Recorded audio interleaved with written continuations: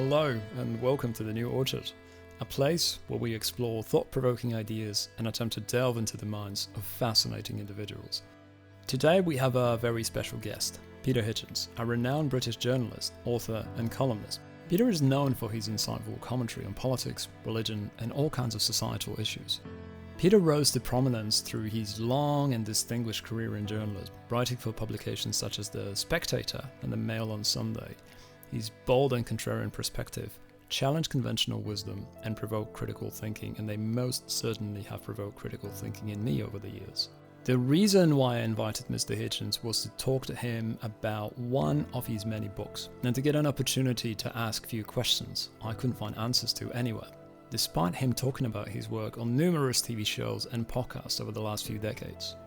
The book I focused this interview on is titled The Rage Against God. And in this book, Peter explores the resurgence of atheism in modern society and reflects on his personal journey from atheism to faith. Drawing from his own experiences and observations, he offers a compelling argument for the relevance of religion in contemporary world.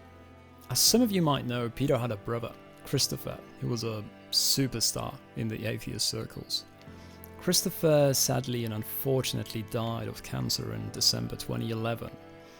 When I was younger, like so many other young people, I was incredibly impressed by Christopher.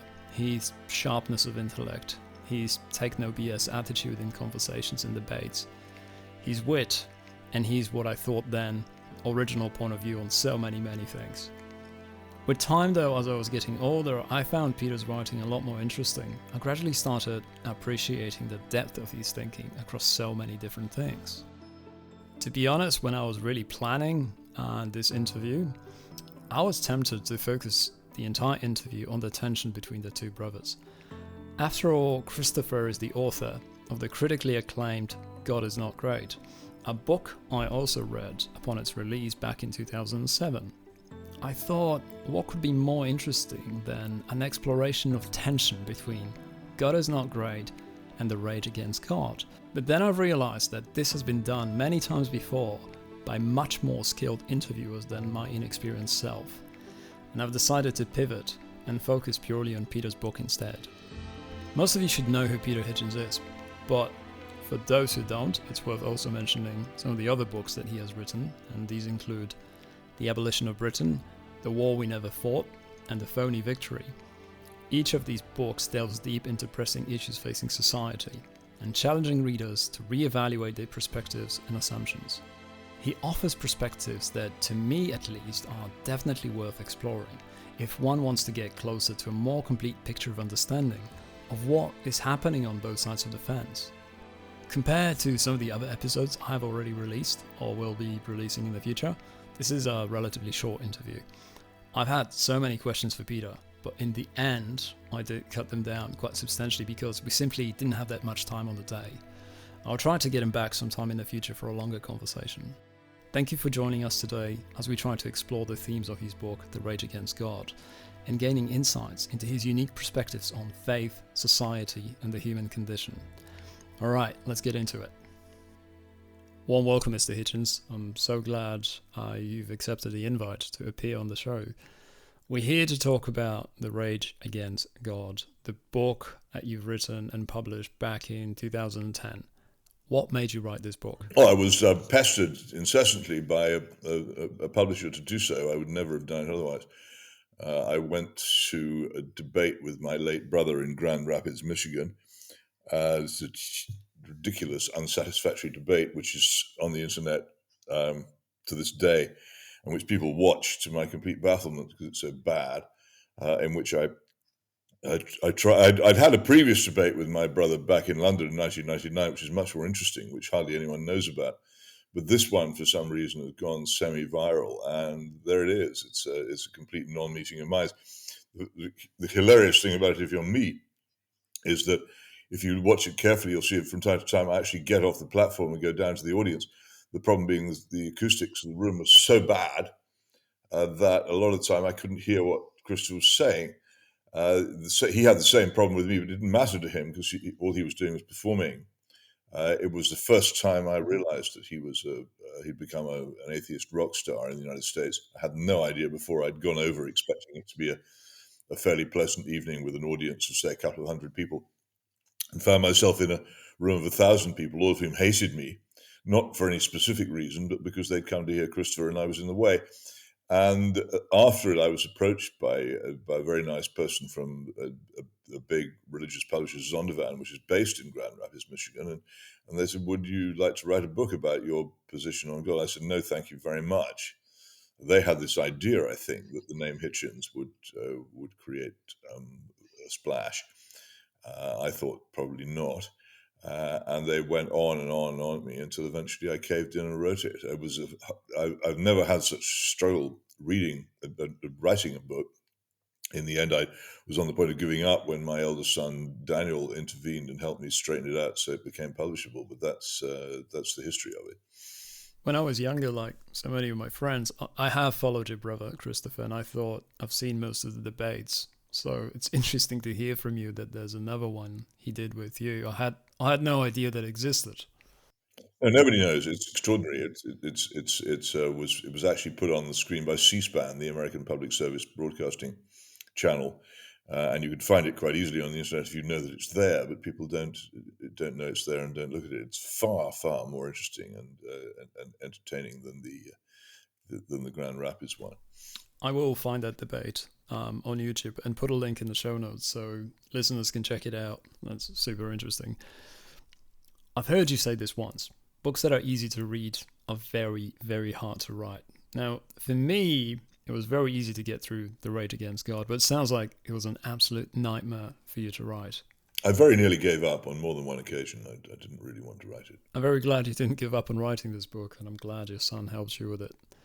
Your journey from atheism to Christianity was influenced by a sense of moral conscience.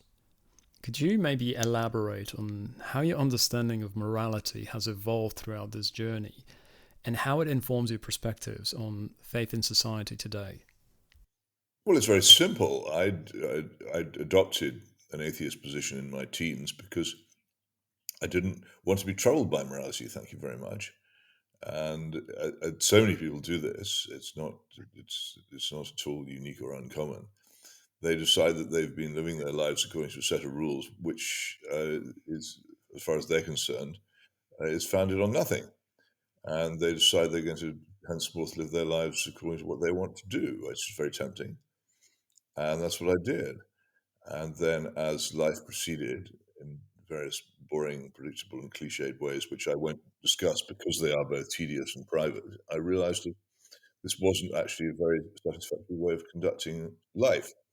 And I understood that if I was going to adopt a moral position, then without a religious faith, there was no foundation for a moral position.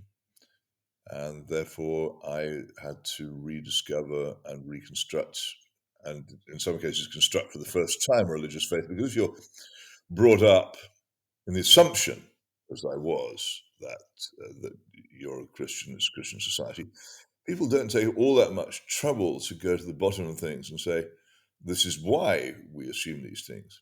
And I had to do it really from first principles after that, because I'm having abandoned it and starting again. I found I didn't have much in the way of resources. I knew a bit of the Bible. I'd experienced prayers and church services, and I had a sort of awareness of it. But in general, I was unschooled in the religion I was supposed to have belonged to. So I had to start again. Let me get this straight. Are you saying no religion at home at all? Very little. My parents, for various reasons, mainly left it to schools to instill into us what we knew, and there was a fair amount of religious observance. But by that time already, and this would be in the middle to late 1950s, by that time already, the schools were beginning to step back, I think, from the instruction of religion as an obligation and a fact to the discussion of religion as a phenomenon. And so the force of it diminished as the years went by. Would it be correct to say that you had some kind of a mystical experience with Van der Weyden's The Last Judgment? No, No, I must be, I'm absolutely free of mystical experiences. No swoons, no trances, no visions, no nothing. It's an entirely rational position. It is fair enough, but obviously there's something clearly in there that set you on this journey and made you change your fixed mindset when it comes to Christianity. Oh well, people go on and on about it. I just pointed out that paintings have a lot of power in my life. I spend an awful lot of my leisure time traveling around the great art galleries of the world, looking at pictures, and they make a great impression on me. And this one, it did as I say it in the book. It made me think, well, if there is a last judgment, and this one is extremely realistically portrayed, featuring people who look very like the people of my own generation, which most of them don't. If there is a last judgment, then I'm obviously going to be on the wrong side of it. And it's not. It wasn't. After that, I'm sure I carried on behaving very badly as I had been for some time. But the idea had lodged in my mind, and it hasn't left it since. And Roger van der Weyden had done his job and was still doing it hundreds of years after he died. The power of that picture, and I do recommend anybody to go to Bern, which is one of the most beautiful places in the world anyway, and look at that picture. The power of the picture, because of the way in which it portrays people naked and looking very much to people of my own generation. It went straight in. But that's all. I didn't suddenly say, right now I must start saying 27 masses a day and begging forgiveness. I just thought the idea lodged in my mind rationally that the warning of judgment might be real, and it gnawed thereafter at my mind. But I didn't immediately become a religious believer or practitioner. It wasn't of that. It wasn't an experience of that kind. But you must have heard about the Last Judgment multiple times before you've had an encounter with this specific painting, though. Oh yes, but I dismissed it as a thing that people, as I think I say, it was buried under thick layers of time, a thing which happened to medieval people. I didn't think it was a thing which happened to 20th century people as I then was. Now I do. You claim in the book that our Western understanding of what is morally right and what is wrong is essentially an outgrowth of Christianity. Now, with the light of Christianity dimming rapidly, what's going to happen to this understanding? Would it live on in some alternative form, or do you think it will collapse completely? It's already happening, isn't it? The consequences are already evident. The demoralization, particularly in private life, and in the great contest is between Christian morality and what I call selfism, which its practitioners tend to describe as personal autonomy. You do what you like. I'm constantly told by people if I have arguments about drug taking or abortion or any of these things, and I will do what I like with my own body. And this is said with great fervor and force, and that's what people believe. And the consequences of it are evident. Don't be an unborn baby. Your life is in peril every second, just for example. And anybody who raises this as a moral issue is dismissed as some kind of weird eccentric. The very idea that you should think that there's anything wrong with abortion. Perfectly sensible, nice people write in the newspapers about how it's now become abnormal even to consider it strange or wrong to abort an unborn baby. That seems to me to be the most evident in millions of people's lives, the most evident form it takes. So the general collapse of the obligations of marriage, which are of course founded upon a Christian oath and a promise of permanence, which is registered in heaven, that has been removed and initially replaced by a conditional civil promise, which is extraordinarily easy to break. And that then itself, because it's not really worth very much, is rapidly vanishing and people don't get married at all. Now, you can't, whether you approve of these things or not, you can't argue that they haven't transformed society, particularly for children, in the course of 30 or 40 years. And that's what happens in private and personal life when morality collapses, when it moves outwards into other things, into the basic commandments of not stealing and not bearing false witness, you'll see even more chaos coming with that. And that's evident, I think, among the poor. The poor, almost totally abandoned by the church to their own fate, are fighting very hard. Those of them who wish to remain moral beings, they're fighting very hard in what are often chaotic circumstances to maintain that against what is probably a large majority now who don't believe in it. That sounds like there is no hope for us at all. Well, I'm not. Hope is, to me, lies in eternity. Temporal societies all come tumbling down. We're warned repeatedly of this, that the great civilizations uh, are all founded upon human failings, and they won't last forever. It's not to be hopeless to say that the particular human civilization in which you now find yourself is in irrevocable trouble. It would be foolish to pretend that things were better than they were. I mean, it may be that I'm wrong to think that there's no force available at the moment to reverse these changes. I would love to be proved wrong and to see a great sort of John Wesley type a rebirth of Christian feeling in my country. I just see no sign of it, and in its absence, I must honestly say it looks pretty bad to me. But as I say, hope lies in eternity, not in the temporal.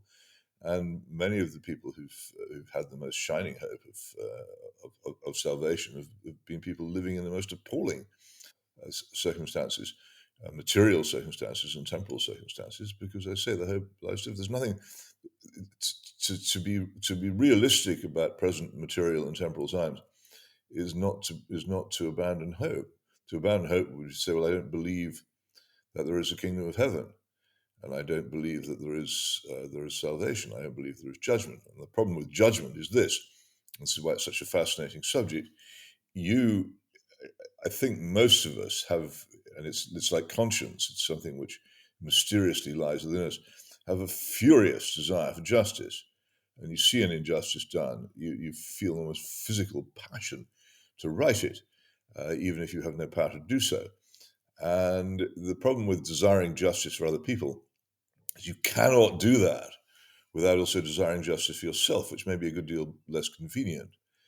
And there is the problem. But I do think there is justice in the universe, and I think whatever foolish things we do in our temporal societies, you can't abolish that, and that hope remains. Do you believe a return to religious values can address this perceived moral decline? And if you do, what role do you see for individuals and communities in fostering such a return? As I say, there are precedents for it.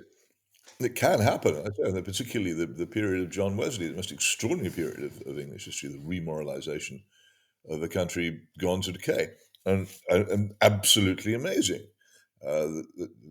Somebody simply with the, as it were, sheer force of personality, pretty much reconverted an entire country. So I believe it can be done, but I don't know how it would be done in the society of the World Wide Web and the mobile phone. It's simultaneously technically easier and morally more difficult. But it's not for me to say it's impossible, because we simply have no idea of the nature. All of us who've lived through my lifetime have seen transformations in our society, mainly technological ones, which would have been unbelievable to us in, say, 1955, and are now normal. So who am I to say what cannot happen in the future? It just doesn't look very likely to me, that's all. It would be very hard to empirically disagree with that, Mr. Hitchens. Let's move on. Your book discusses the loss of transcendence and the somewhat numbing effect of materialism in modern society. The question is, how can religious belief provide a sense of transcendence and purpose in a secular age? And how do you see this impacting individual well-being and societal cohesion?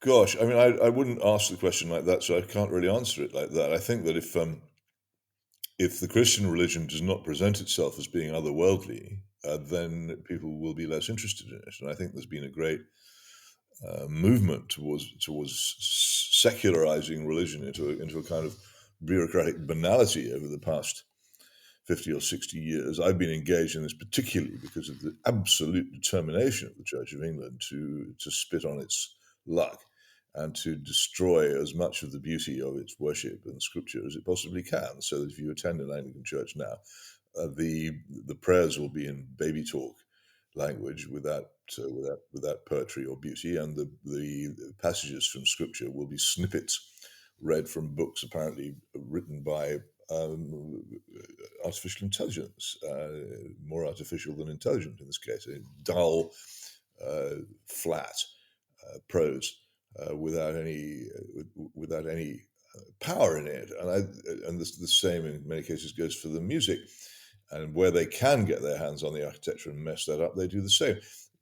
These places exist, that the great English cathedrals, which are among the greatest achievements of artistic endeavor in the history of mankind, and the hundreds of parish churches, which in miniature achieve in many cases the same thing, places of extraordinary beauty, stand neglected. People go as tourists to them, but they're not, in many cases, used much for their real purpose, or if they are, it's a kind of diversion. So the cathedral is closed to tourists, so a service can take place, which is it's an odd thing that the parish churches themselves struggle to stay alive, and things were not good. Things were not good at all in 1955, but they're a lot worse now. A lot of churches which had congregations then have lost them since, and I think it's largely because of the banalization of our religious worship. You're a very keen observer of life and human condition. To me, what's evident from reading your books, The Abolition of Britain and The Rage Against God, is that you are that person that is signaling a warning to broader society, telling them to pay attention to certain important things, telling them maybe what matters most, telling them why fighting for certain things is important. So if you take a broader look at your body of work from the last 2-3 decades, how do you think about it? Do you think you've made an impact on groups or individuals? Or are you getting closer to a conclusion where you think that all of this hard work, all of this effort is for very little overall benefit? Well, I know I've made some impact on some individuals, and people write to me and tell me so, which is pleasing.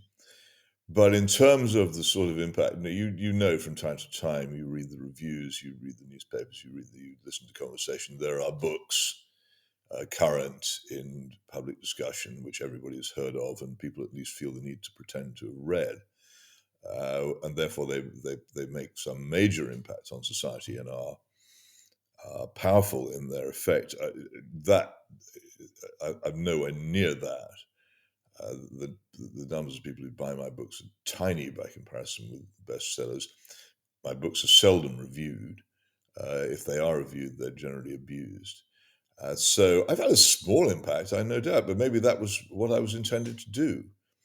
And we don't really know properly what it is that we're intended to do. I always say this in these discussions, that I'm not as keen on G.K. Chesterton as many Christians are. I don't find him particularly inspiring, and I'm troubled by some aspects of his own life. But there is one of the Father Brown stories in which Father Brown says, and I paraphrase here, I can't quote it directly, that we see life as someone looking at a tapestry from the wrong side.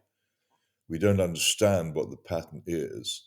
All that we know, in many cases, is that what we do here matters somewhere else, often in a way that we don't appreciate.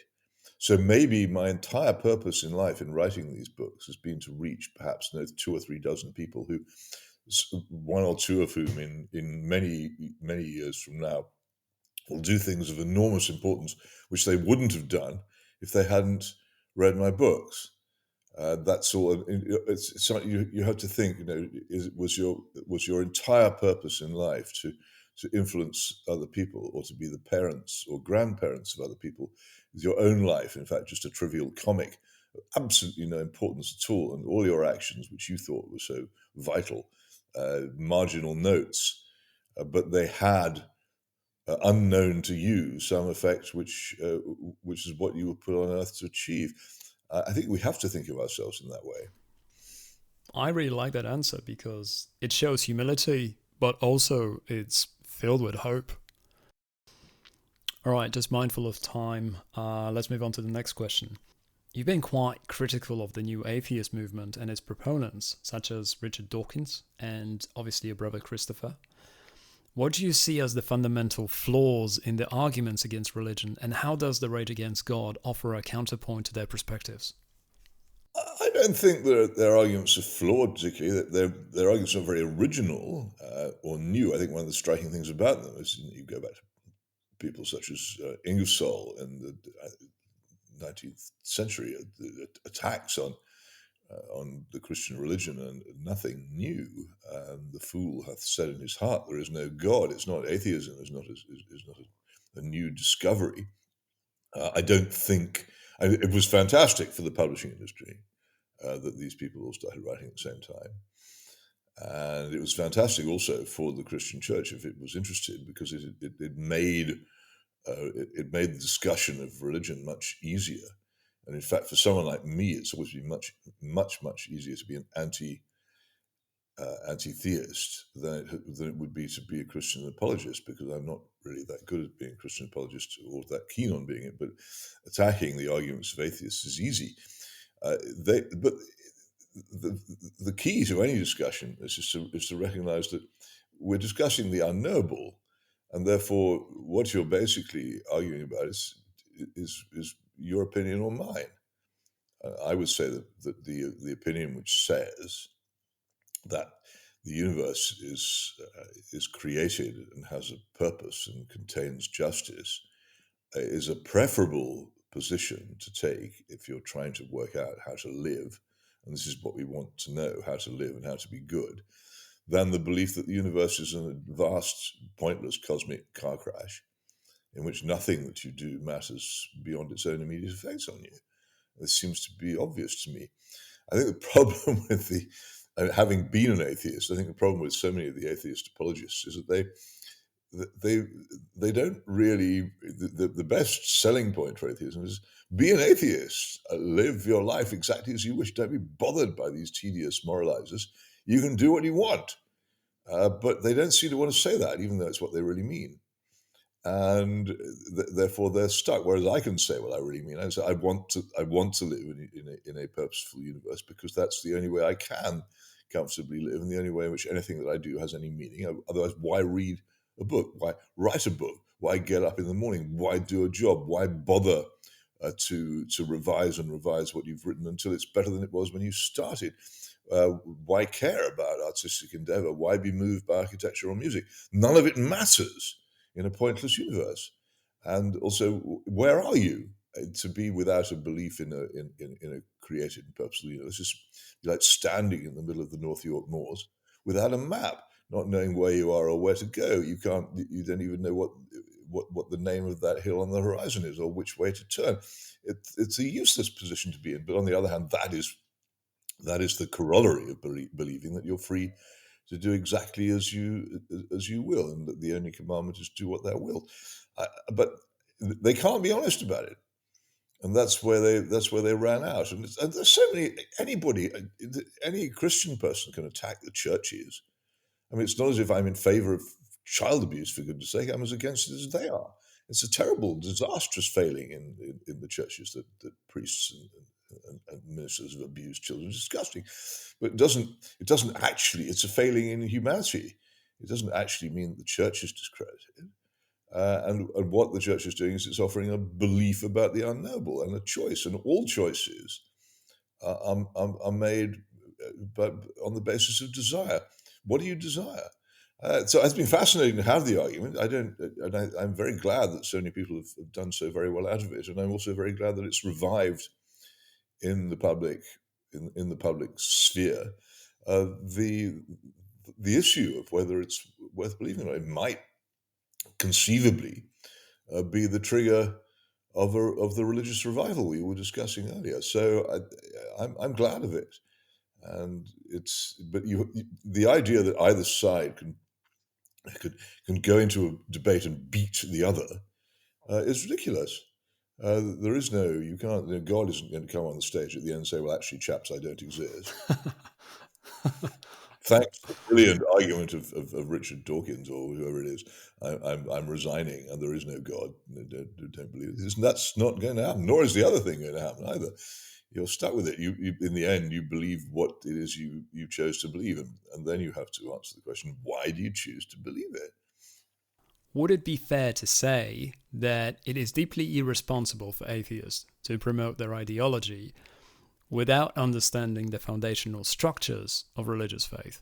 You've mentioned Chesterton earlier in the conversation. So my thinking is, are they not mindlessly blowing up the fence here?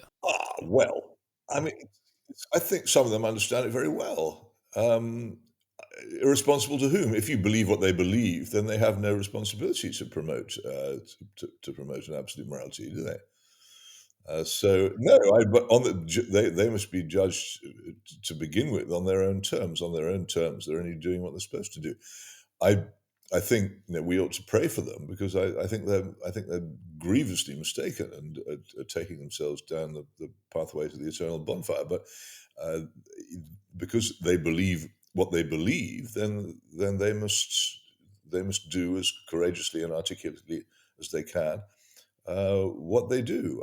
I think they're wrong, and as I say, I think we should pray for them quite hard. But I don't think that according to their own lights, they're being irresponsible. I can't prove that they're wrong. I can only argue that they're wrong, and that's what it is our duty to do. Your book emphasizes the importance of intellectual honesty and open inquiry in matters of faith and belief.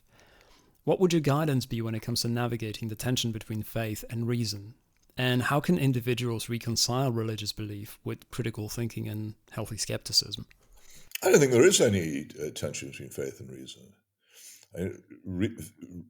You can argue any case with facts and reason up to the point where you still have facts and where reason extends. The point that we all reach in religious discussion is one where we have no provable facts. There's very strong evidence, and there's this extraordinary illiteracy in this argument. People will come and say there's no evidence for the religious position. I said, well, of course there is. I mean, there's evidence for the atheist position as well. There's an enormous amount of evidence from the people who saw the risen Christ, for instance. These people lived and existed. In many cases, were tortured to death rather than denied. So you can't say that there's no evidence. What you can say is that there's no proof. You can't send teams of scientists to the first century Holy Land and collect material evidence of the life of Christ and the resurrection, and certainly not proof. But there is an awful lot of evidence from extraordinary survivals from very long ago of what people thought and said. There's also there is, for me, the most profound thing is that here, sitting in front of us, is an enormous universe operating to extremely fine tolerances, which doesn't seem to me to have appeared out of nowhere. There's an old saying in South Carolina that if you find a turtle on a fence post, it didn't get there by accident. This seems to me equally well to apply to the universe. It seems very odd to believe that such an extraordinarily intricate thing should just have materialized out of nowhere. And why? Yeah, and the question why is there something rather than nothing? The arguments, the logic in favor of taking the next step is saying, well, very well, then I have faith. And then the step after that, well, what then do I have faith in? What is the nature of this God in whom I believe? Seems to be very strong. I don't see any contradiction at all. The idea that religion and science are opposed to each other is, again, it's a banality believed by people who don't know anything about either of them. The whole science describes this universe and its operation, and for goodness sake, the growing of a plant, the fertility of the soil. These things are extraordinary on examination. And somebody once said that there are a lot of people who think that they can create a new world couldn't even make an egg. We have barely begun to understand the universe which we dismiss as not requiring explanation. So, no, it doesn't trouble me at all. I think any intelligent person must confront himself with the possibility that religious faith is desirable and necessary. And if he decides or she decides not to, well, that's a decision available to all. But I think that it must be a pretty tough one to maintain. Let us go back to the institutions very briefly, because I'd like your point of view on why are they failing, and if you think they will continue to fail in the current iteration. Take Jordan Peterson, for example. He's traveled the world and sold out massive stadiums, talking about and unpacking biblical stories and finding practically applicable lessons for the audience in the 21st century. In my mind, observing that is evident he's been absolutely successful at that. So what do you think is going on, and why church failed to step into that vacuum and kind of seize the opportunity? Well, Jordan Peterson to me is quite funny. I did once write a review of one of his books, for which I will not attack a book unless I've read it from cover to cover, and it's still available on the internet, and I commend it to you. There's something, these are self-help gurus, and he is much more of a guru than anything else, it seems to me, and particularly appeals to troubled young men who have many good reasons to be troubled in the current world. He's just one of those things that passes in time, and I suppose social historians, if there are any of this period, will note him, but I don't think that his activities are the basis of any kind of revival of religious thought. The institutions of the church in my country, I suspect in yours as well, are not in very good state. But again, as I said before, that doesn't necessarily mean it will remain so. And you simply can't tell what might happen next. So but as things stand, looking at the way they've gone, the character of these bureaucracies and the preoccupations which they pursue, which are in many cases largely political rather than religious anyway, then maybe something else will arise to push them to one side and take their place, or maybe they will be themselves internally revolutionized. My own experience as a revolutionary suggests that I can see no starting point. The revolutionary infiltrates and gradually takes over in a Gramscian revolution, gradually takes over the institutions he wishes to subvert or unsubvert, and I just don't see any sign of anybody ruthless or determined or indeed imaginative enough to insert himself or herself into these institutions and unsubvert them. Not but what it would be a good idea. I mean, I'd be spotted if I tried to do it, I think. I think they could tell that I was up to no good, or up to good, more than one. The Rage Against God also touches on the role of suffering in adversity and shaping spiritual growth and resilience. Do you have any examples from your own life you'd be willing to share, or from history, where suffering has led to a deeper understanding of faith and the human condition? Well, I don't know about that. I mean, I do know that. I mean, this is not in any way at the time an experience which led me to religious belief, but I do know that crashing my motorbike into a pork pie lorry and breaking my ankle was an extremely strong corrective to some really pretty awful things I was up to at the time. That hurt. I know I shouldn't laugh, but that's kind of funny. I hope the motorbike wasn't a complete write-off when that happened to you, Peter. One other question that I have for you that's on my list here is about your time in the USSR. You talk about it in a book, and that chapter is absolutely fascinating to me because I've studied Soviet Union and I read a lot of books about Cold War and that period in general. In Soviet Union, where religion has been abolished by the state and where there was no moral force of any kind pushing the society towards what I guess would be considered morally good, one of the consequences of that unfortunate status quo was that more babies were being aborted. And I think the statistics in the book says 1991, if I remember that correctly. So in that year, more babies were aborted than babies born. Can you talk a little bit about what it was like to live in that collapsing society? Like, what did you see? How did it feel? And why did you go? Why did you decide to go there in the first place? For me, it was thrilling. I mean, it was quite difficult. You couldn't achieve anything for sort of buying a train ticket to obtaining a pint of milk without extra struggles, but that had its own satisfactions. Moscow itself is one of the great cities of the world. It's exhilarating and vast, and slightly frightening. At the time I was living there, there was no, I wouldn't say there was any real danger, but there was a feeling of, to begin with, of oppression, and later of perhaps impending chaos, which did affect the mind. But I was a privileged person as a Western foreign correspondent with hard currency and the ability to leave. I was way above the lives of most people who were living lives of what you might call noisy desperation. They couldn't get hold of anything they needed.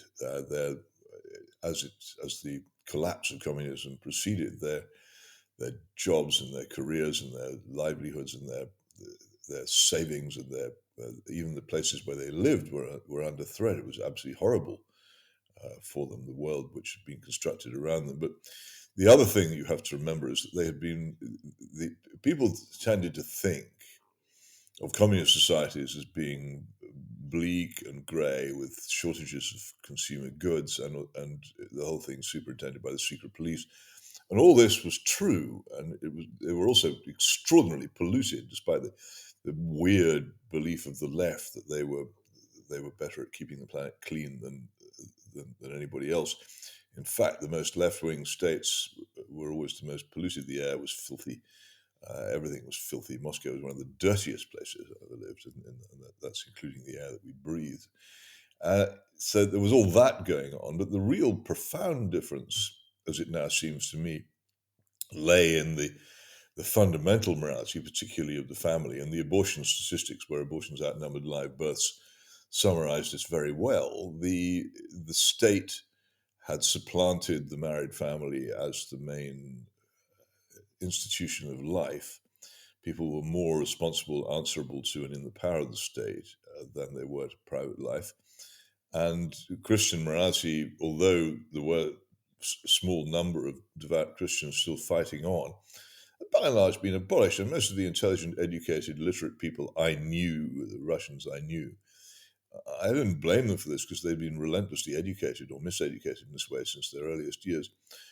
Despised religion, knew little of it, but regarded it with a bitter cynicism and spoke of it sarcastically.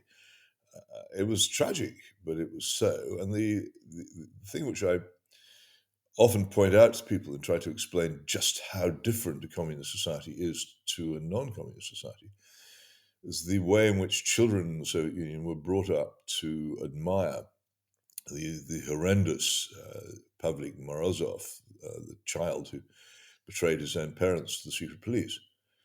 And there was a statue of him still in Moscow when I lived there, to which the young pioneers used to go on pilgrimages, and they would stand and parade in front of the statue and salute him, and they'd be taught in their meetings to admire and revere him. And this actually happened. This is true. It was fading by the time I was there, but I remember one particular Russian, very bright woman who worked for me for a while, and she said she still shuddered at the memory of the inculcation of the Morozov worship. And there you have it. Children actually told to revere a child who denounced his own parents to the secret police. If you want to know just how dark a communist society is, then I think that should tell you. Yeah, that is equally fascinating and terrifying at the same time. You said once, I think it was at the Oxford debates, that atheists want all the benefits flowing from Christianity, but are essentially refusing to pay the dues themselves. I was wondering, what are the dues in this context? Like, what did you specifically mean by that? Well, the Jews are an acceptance of the Christian beliefs, which are the basis on which their comfortable lives are lived.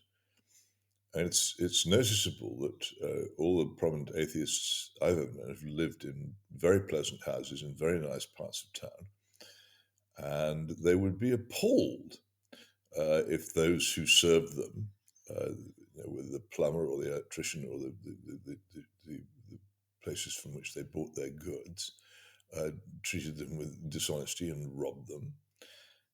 They'd be they'd be appalled and amazed. What they don't seem to grasp, though, is that a society in which people voluntarily and of their own free will behave honestly and diligently is one which is based upon Christian religion. So it would be quite easy. I used to know exactly where Richard Dawkins lived, and it's very nice. I think he's moved since. But if he'd gone to live in the parts of Oxford, and there are some where what you might call practical atheism operates, where there's not much honesty and there's not much peace and there's not much self-restraint, he wouldn't have liked it.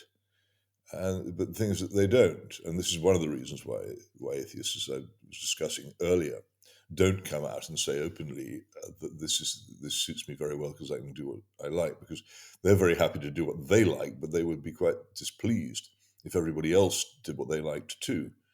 It's very nice to be an atheist doing what you like in a society where everybody else is behaving well. This is the last question, Mr. Hitchens, and you might roll your eyes at me here for asking it. I'm always deeply curious about where do people get the wisdom from. So could I ask you to name 3 books that had the biggest impact on your intellectual development? I don't think I could actually, no. Because I don't regard myself as an intellectual. I'm just a jobbing scribbler. I'm not particularly well read.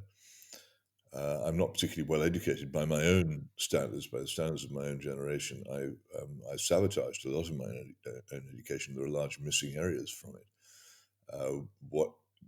It's the experience of life more than anything else that's propelled me to the positions I now hold. So no, and I love reading, but I'm not. The main things that I read, I don't tend to read theology or philosophy. The 2 things that I read are history, above all things, and fiction. But I'm not the kind of intellectual fiction which I'm constantly enjoying to read. I often find quite tedious. I'd rather read detective stories. I don't. I'm just not an intellectual. I reject the term to describe anything that I do. I have been for all my life a journalist and a reporter, and I've lived a bit. My great advantage over many people is the life that I've been privileged to lead, a life of living in countries that aren't mine, of traveling to places that were previously unknown to me, and of being able then to sit down and write about them. And in writing about something, you come to understand it. But no, I couldn't. I can't really answer that question. Well, you have clearly stated your humble position here without naming any books, and that is absolutely fine. Mr. Hitchens, you have been very generous with your time today, so thank you very much for giving me the privilege and allowing me to ask a few questions about Rage Against God and a few other things. I really appreciate it. I really enjoyed the book, so this was fantastic. Thank you. Not at all, but thank you for having me. Are you working on anything interesting at the moment? Any projects that will result in another book? I'm thinking if I can get someone to publish them. My real struggle with publishing, almost except in the case of Rage Against God, which, as I told you, I was positively badgered to write. The generally publishers turn up their noses at anything I come up with. The current one I want to write has the provisional title of The Madness of Cars, and it's an attack on the extraordinary step down in civilization which the Western world took. In fact, the whole world took when it adopted the private motor car as the main means of transport. The demoralizing and destructive effect which this has had is extraordinary, and it is a downward step in technology. I mean, the electric train and the electric tram are immensely superior means of transport to the motorized ox carts careering along roads crashing into each other and filling the air with filth, which have by and large supplanted them. It's very, very strange that a society which prides itself on embracing new and good technology has actually stamped it out. And this is the classic example is Los Angeles. You've ever seen the film Double Indemnity? I haven't. No. Oh, it's a great film, but the thing about it is it's set in the late 1930s, and the opening scene shows that in the Los Angeles of that period, very modern, slick city, but it had electric trams. Now, Los Angeles is now a motor car city. It's full of almost nothing but freeways, on which I once spent a terrifying few hours driving from one side of the city to the other, wondering whether I would ever escape, or whether I had in fact actually gone to hell. And it is utterly dominated by the motor car. But this was a deliberate decision. They destroyed the previous modern electric, clean, safe, efficient transport and replaced it with motor cars. And many, many American, indeed British cities have done the same thing. It's fascinating to me. The arguments, when you set them out against it, are so powerful.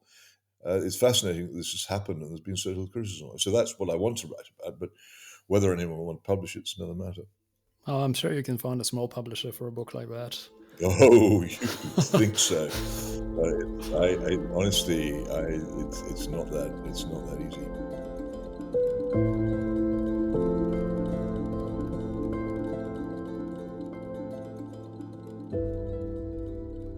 There is one line, I think, that is a constant in the way Peter talks about Christianity, and I've heard him use that line in several interviews and different podcast shows over the years. And that line is, what we do here matters somewhere else, and if it doesn't matter somewhere else, it probably does not matter at all.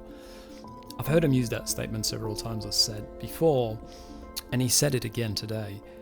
It's a simple sounding statement, but at the same time, it's potent driver of everything that he does or is trying to do with his work.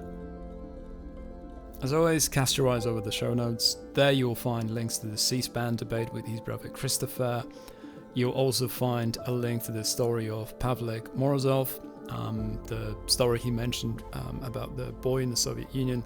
Despite reading a ton of books about Soviet Union, I was actually not aware of this story, and like so many things that came out of USSR, the story is yet another cautionary tale of what can happen to a society which has been deeply permeated with terror, completely secularized by the state, and configured with absolutely awful incentives.